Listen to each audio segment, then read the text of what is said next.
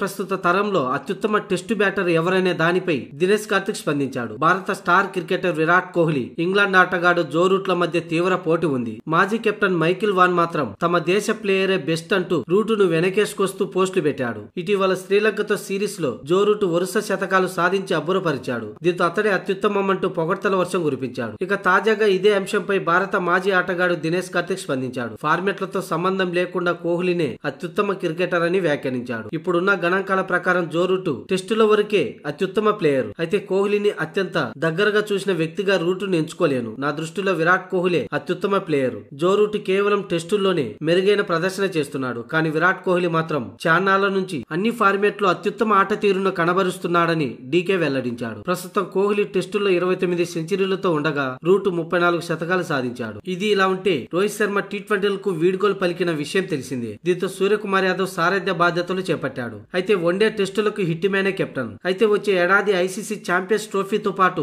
ప్రపంచ test championship final జరగనుంది. ఈ రెండింటిలో బరిలోకి దిగే భారత జట్టును రోహిత్ శర్మ నడిపిస్తాడు. ఆ తర్వాత క్రికెట్ కు గుడ్ బై చెప్పే అవకాశాలు ఉన్నట్లు తెలుస్తుంది. దీంతో భవిష్యత్తు కెప్టెన్ ఎవరనే ప్రశ్న ఉత్పన్నమవుతుంది. దీనిపై దినేష్ కార్తిక్ తన అభిప్రాయాన్ని వెల్లడించాడు. నేను ఓ ఇద్దరు పేర్లను చెప్పదలుచుకున్నాను. అన్ని ఫార్మాట్లలో జట్టును నడిపించగల సత్తా ఉన్న వారిలో రిషబ్ పంత్, శుభమన్ గిల్ ముందు వరుసలో ఉన్నారని, వీరిద్దరూ ఐపీఎల్ లో ఆయా ఫ్రాంచైజీలకు సారథులుగా కూడా ఉన్నారని డీకే తెలిపాడు.